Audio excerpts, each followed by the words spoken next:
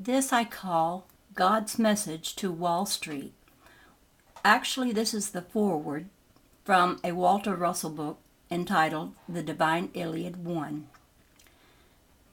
I call it God's message to Wall Street because it is so pertinent to today, right now, what is going on.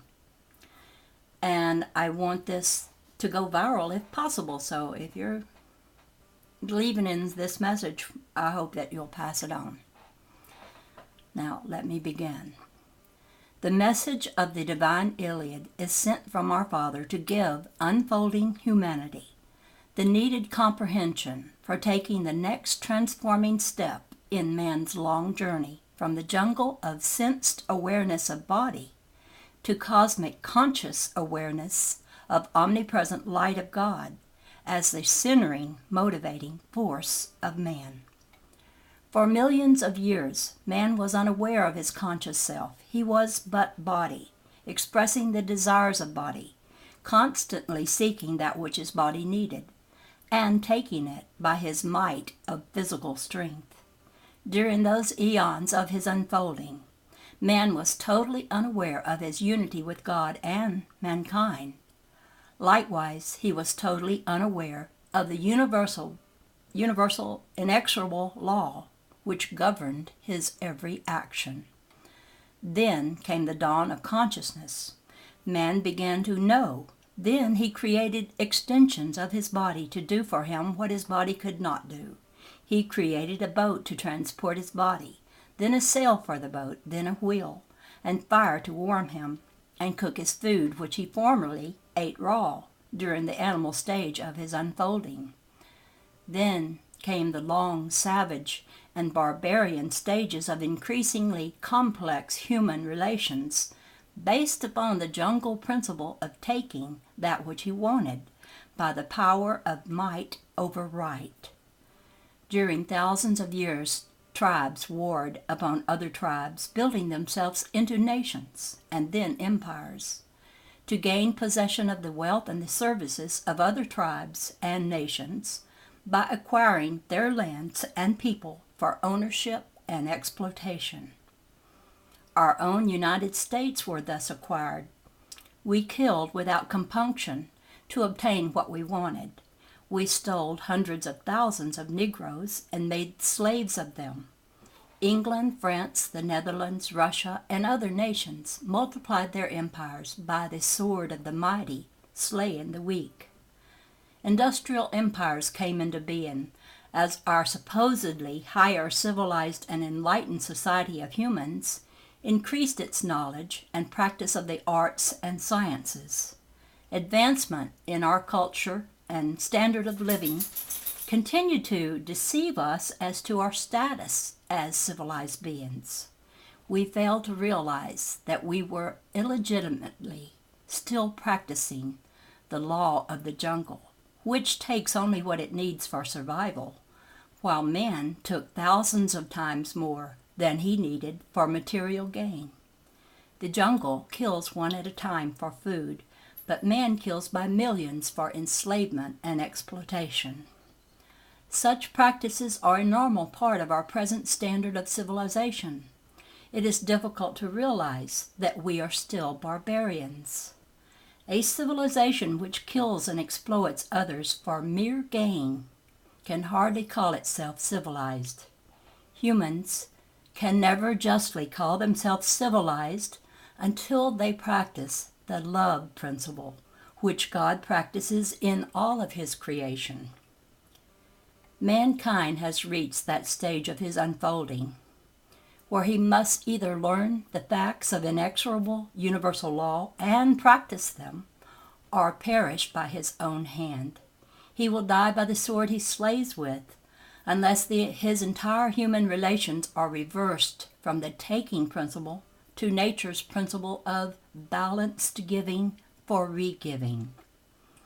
Man's scientific skills have made it possible for him to slay his entire race.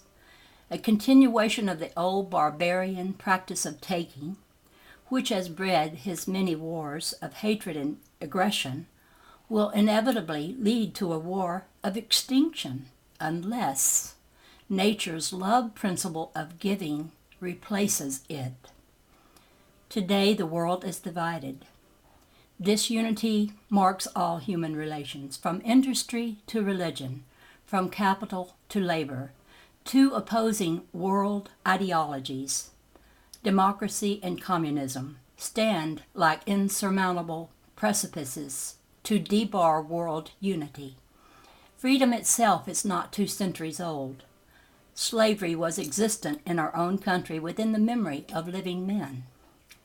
Through ignorance and superstition, America's colonial intellectuals burned old women at the stake as witches.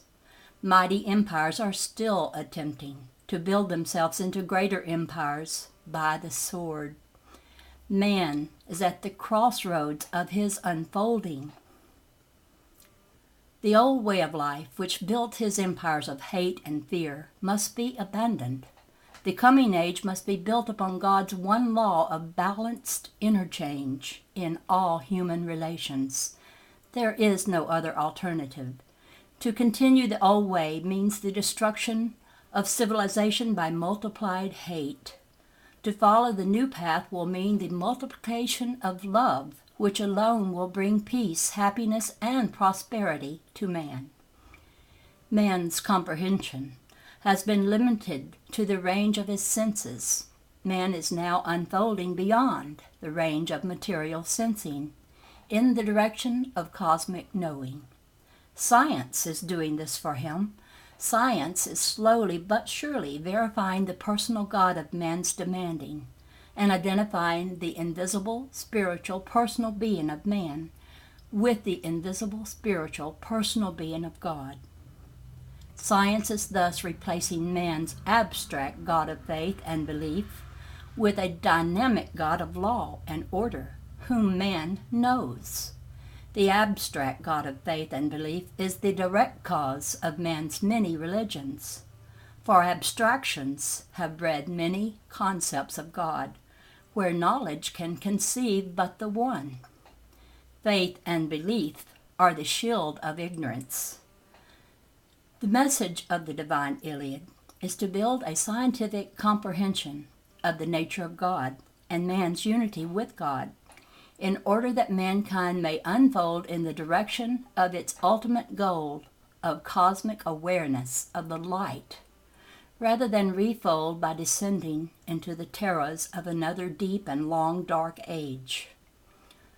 Through love alone can man find the kingdom of heaven for which he has sought since his beginning.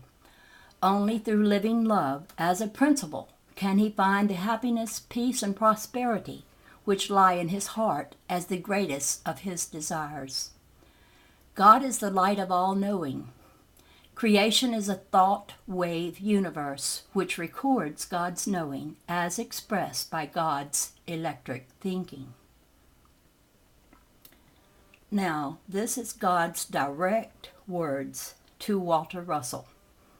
And you can find all of this. It's going to be in the description bar, so you can go and read this for yourself or print it out or whatever you like, because this is very important. And just imagine I am God now speaking. The Word. Write thou these words for men. Through my messengers I have told man to cast his bread upon the waters, and it would return to him multiplied. But he comprehendeth it not even to this day. Through my messengers I have told man that it is not easy for him who loveth riches of earth alone to enter my kingdom. But he still fails to comprehend that he may have great riches and still find his way to me through obeying my one law. Write thou my law for him 100 times, yea, 100 times, 100 times, and exemplify it unceasingly, that he may know it inviolate, that he may know it irrevocable, and that he may find ecstasy in obeying it. Write thou again my oft-said words. Desire you what you will, and it shall be thine. All my universe will give it to thee in the strength of thy desires, and in the strength of thy action in reaching out for thy desire.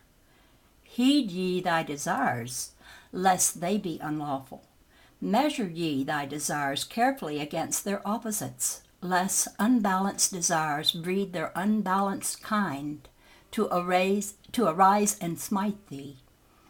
For again I say, my one principle of my one law is founded upon the solid rock of equal interchange between all pairs of opposite things, opposite conditions, or opposite transactions between men. My will must prevail on earth as it is in heaven. That which I divide to give to earths and their surrounding heavens of space is equal. That which earths give to their surrounding space balances that which space gives to earths. See thou my will thus working irrevocably in the starry systems which constitute my immortal eternal body. Note thou the precision of earth's paths through their heavens. Know thou that such precision is result of obedience to my will, which my law is. Tell thou these workings of my law in the firmament of my body to man who knows these workings, but denies me in them. Tell man my rhythms are absolute, else the interlacing of earth paths through their heavens could not be. Tell him also that chaos must arise from his unbalanced comings and goings, his givings and takings, even as chaos would arise from disobedience to my will in the comings and goings of earth paths through their heavens, or the givings and regivings of their interchanging pressures. When skies take on earth unequally, with earth's taking of the skies, tornadoes tell both earth and skies that I am within and without them, yea, within and without every particle of them, and theirs is the agony of disobedience to my will. Not till they obey my will do they find peace and rest in my tranquility. These do I balance with my will as I balance all divided pairs in my universe of me. Likewise, when man takes aught from earth and gives naught to me for regiving, through self of him, toxins arise within him, which are tornadoes for his self-quelling. The divine Illiad cannot be fully published for many years. Of course, this was written a while back, and now it's ready for us to take a good look at this. The first excerpts from it were published in The Secret of Light. As much more of it can now be published will appear in this volume. Further portions of it will be released in accordance with instructions specifically given for their release in the Divine Illiad. Now, this is all I'm going to read from this, and I'm going to put all this in the description bar if I can. But what I want you to know is I do have the Divine Illiad 1, the Divine Illiad 2, and The Secret of Light, all by Walter Russell, which talks about the real God. And I say the real God, who has this one law that right now, especially there with this Occupy Wall Street, is very visibly demonstrated to be broken, because people do not have an ideal of balanced, rhythmic balanced interchange, and it's causing great potential for destruction of our very existence. So this is quite urgent that we listen to this message, and anyone who wants to own a copy of those 3 books I mentioned, I can send it to them if I know their email address, because I have typed the entire books up. I found them to be so good, I just had to type them up. And I can send them these books by way of their email. So if you are interested, because this is the kind of information we need to get out there, and if you're interested in owning these books, just message me somewhere and let me know your email address, and I will get you as many as you care to do that. I will take the time and get this to you so you can read the real God. And I emphasize the real God, because this God doesn't talk about anything like heaven and hell. He talks about the nature of the reality that we are all part of, and this is very, very important. I hope I will get hundreds of requests for those books, because right now it's very pertinent that we know this truth. This is the Dove Lady, over and out. Talk to you later.